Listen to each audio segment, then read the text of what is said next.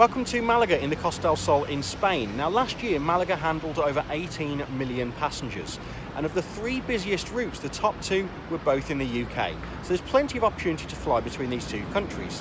What I'm going to do today though is try a brand new airline operating between the UK and Spain, which is Primera. Why not join me and see what they're all about? Welcome to Blake Edgington Airport.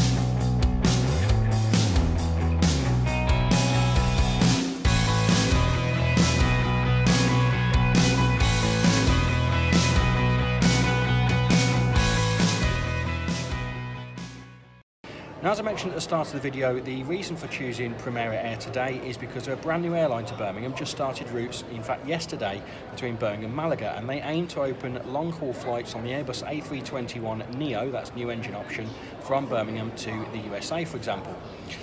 So I wanted to experience that aircraft because it was scheduled to be operating on today's flight from Malaga to Birmingham. However, due to an operational change, the aircraft is not on this flight. That would normally be okay, and they'd obviously substitute it for another plane. For example, Primera Air have the 737-800. However, I'm now not flying on Primera Air. I'm flying on an airline called Cello on a 737-300, which it's a completely different animal. It's a much older aircraft than I plan to fly today. So, unfortunately, this review no longer really is Primera Air. It's going to be about Cello Aviation, but bear with me. Let's see what they're like anyway.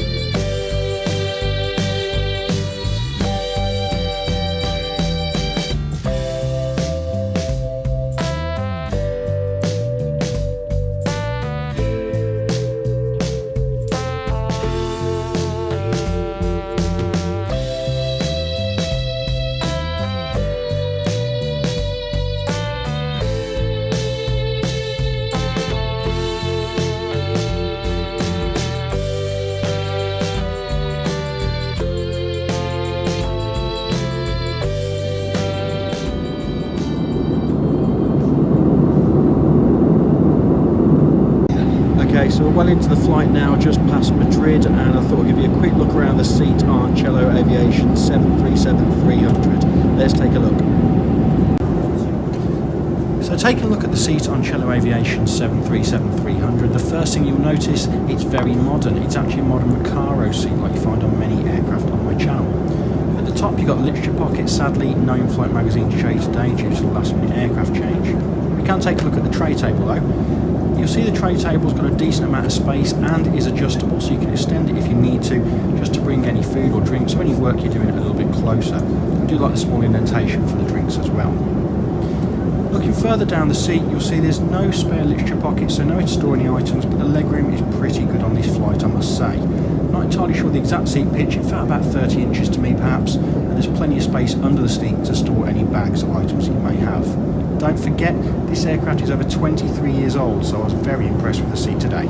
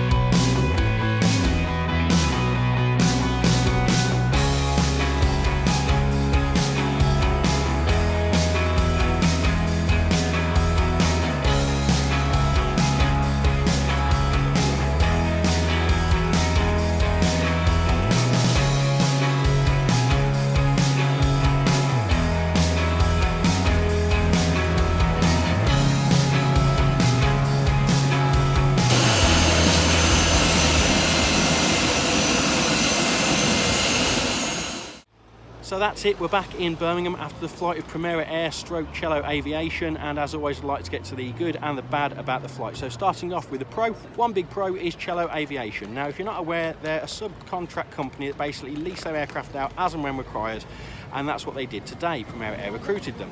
The aircraft was really old. It was a 737-300, but you wouldn't have known it from the seat itself. It was been refreshed recently in 2018 to a very modern seat that you'll see on most European carriers, and it was very comfortable with a decent amount of legroom. Also, the crew themselves, they were incredibly friendly. They were very polite, they were very efficient, they knew exactly what they were doing. And at one point, a passenger actually said to a member of the Cello crew, "Why is this flight taking so long?" And she quite simply said, which I found really funny, "Because this aircraft's not as quick as the one you were supposed to be on." So I really found the crew very friendly. I had a good chat to them as well at the end of the flight. The negative, Primera Air. And I'm sort of giving a word of caution with Primera Air at the moment.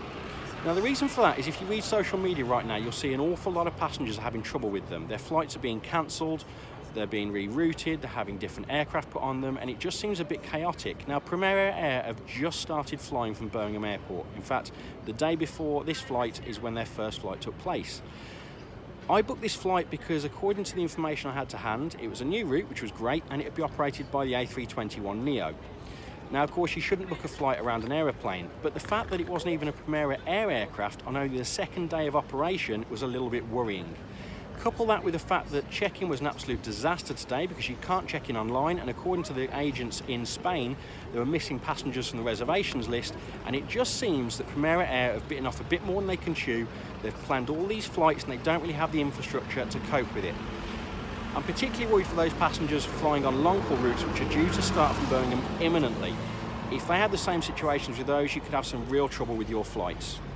So would I book with Primera Air again? Well, they were good value for money, but I didn't really fly them today. So until they're established properly, I'm going to avoid them myself. But I'll give them another go, hopefully in a few months' time, and we can give you some more feedback on that.